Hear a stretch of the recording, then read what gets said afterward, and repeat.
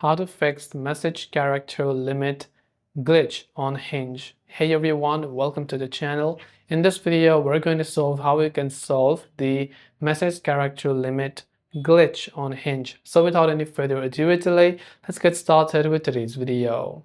To address the message character limit glitch on Hinge, if you're trying to send a message to your matches and it's saying that character limit has been reached, first of all, it could have been you that is trying to send a very long message.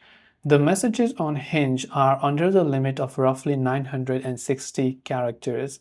So if you encounter an error message indicating that you've reached the limit, try shortening your message or breaking it into multiple messages, and that way you will be able to send them the message instead of typing a very long message. So I hope this video helped you understand. If you have got any further questions, do feel free to also leave them down below. As always, thanks for watching and see you soon in the next video.